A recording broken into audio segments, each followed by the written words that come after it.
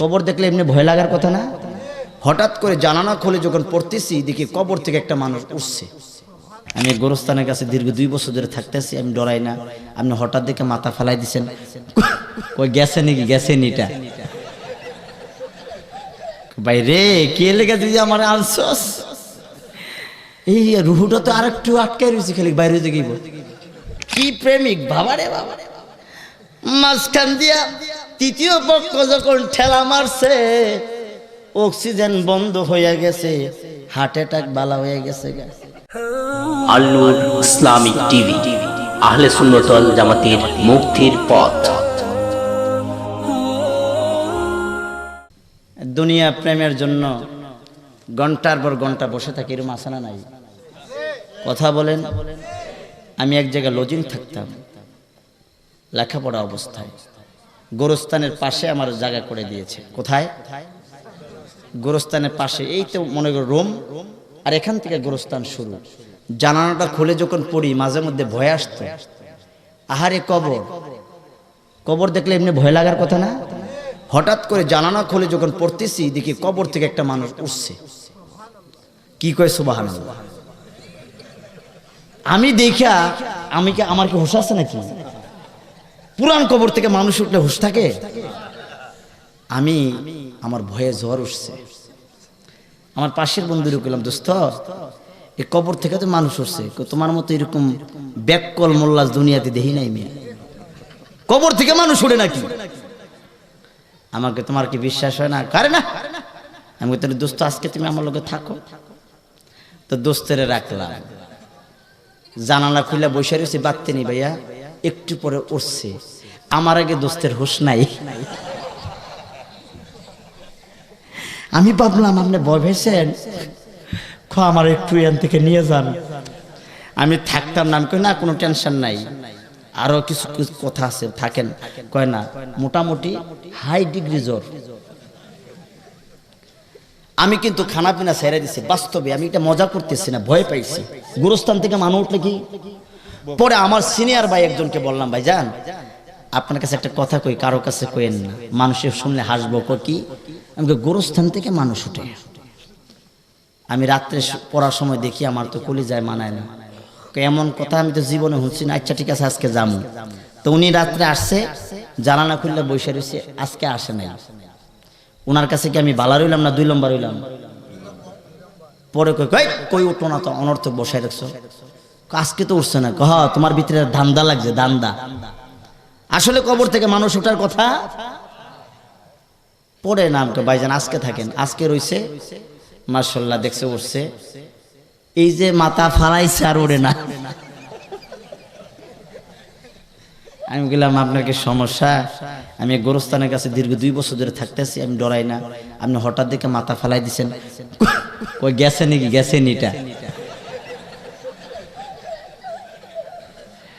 আমি কইলাম, ভয় লাগতেছে ভাই রে, কে লেগে তুই আমার আনছস?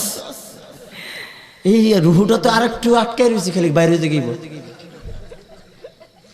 এই যুবকটা গিয়ে আরো 5 জনকে বললেন। সাইফুলের রুমে বসে বসে দেখলাম কবরস্থান থেকে মানুষ উঠছে। এই 500 কয় ফাইজ নামে করস নাকি? 5 জন আইয়া আমার ঘরের ভিতরে বসলো। যখন রাত 11টা 11:30 বাজলো, দেখলো উঠছে। ফার্স্ট টাইম মোটামুটি নার্ভাস। আমি কি বুঝলেন?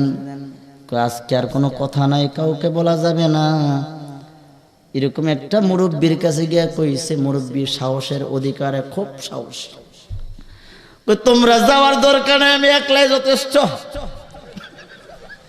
বুড়াই যখন রাত্রে গেল, আমার কাছে গিয়া কই, নাতি কোনো সমস্যা? আমি কই, সমস্যা শেষ নাই। খারাপ লাগতেছে? একটু মজা করতেছি। অনেকে কিন্তু ঘুমার ভাব ধরছে, ঘুমটা দৌড়াই। পিড়া দিতে পারবো না, কিন্তু মজার কথা কইলে ঘুম থাকে না, আমি জানি। হ্যাঁ, বুড়া কয়, নাতি কি সমস্যা? না না বোন, কোনো সমস্যা নাই। একটু পরে যখন বুড়াই দেখলো, বুড়ার কলিজার ভিতরের পানি শুকাই গেছে। আমি বললাম, না না কি দেখলেন? কয়, বাইরে বাইরে কি দেখলাম? আমি কই যদি এদিকে একবার চাইতো আপনিও মরতেন আমিও মরতাম, উইঠা তো এদিকে জায়গা। আস্তে আস্তে 5-6 জনে জানলো, তারা জোট হলো, তারে ধরবো, গোরস্থানে গিয়ে দেখবো, কিন্তু সাহস আসেনি। দিনের বেলায় আমরা 5-6 জন গেলাম, যেই জায়গা থেকে উঠে জায়গাটা দেখার জন্য, দেখলাম নতুন পুরান কবরের উপরে একটা বস্তা বিছাই রাখছে। বস্তা বিছাই রাখছে। আহার, এটা তো নতুন কবর না, কোনো গাতাও নাই, বস্তা কেন? ভিতরে একটু সাহস আসলো বাবাজি। পরের দিন আমরা 5-7 জন বসে দেখি বাট পাড়াইছে, আইয়া এই জায়গা থেকে উঠতে আসে, আমরা সামনে দিকে বের দিয়ে তার ধরছি। ধরার পরে কয় আমার মাফ করে দেন। আমি কই মাপ এত সহজে না বেটা, জোরে টেহা দিবি। কত তাবিজ লাগাইছি বয়ে, সেই তাবিজের টেহা দিবি বেটা? ফাইজলামি করস গুরুস্থান কি? কয় হুজুর কিচ্ছু না, কিচ্ছু না, মনের ভয়ে এই জায়গায় বসে থাকি, সাইরা দিলাম। 2 দিন পরে দিয়ে আবার আই যাবে। পরে আমরা টার্গেট নিলাম ওই জায়গায় কি এর তাসবি পড়ে দেখার জন্য। দেখি বাটপার আস্তে আস্তে ওইটা পাশের বাড়ির একটা ঘরের ভিতরে গিয়ে ঢুকছে। পরের দিন তারে ধরলাম, সে বলল ভাইজান আমি পাশের বাড়ির একটা মেয়ের লাভ করি। লাভ লাভ লাভ বুঝেননি? ফিরিত ফিরিত বুঝেননি চাচা? বাজান থোড়া থোড়া বোঝে, বেশি বোঝার দরকার নাই।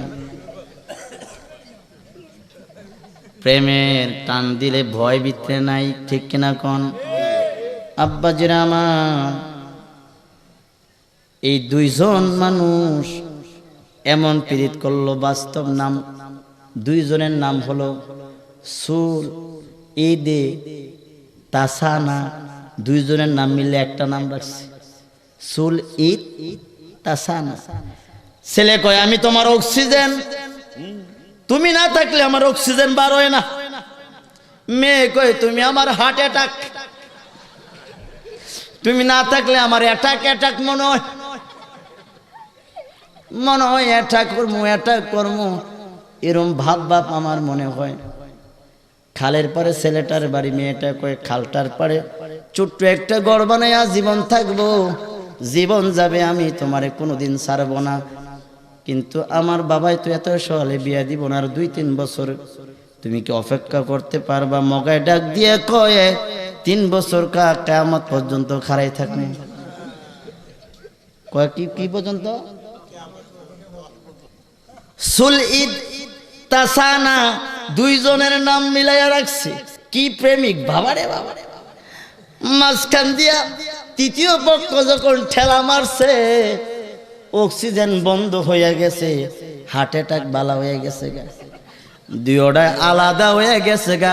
এখন বাস্তবে চলাফেরা করে কেউ কারে চিনে না, কারো ভিতর কারোর ভালোবাসা নাই।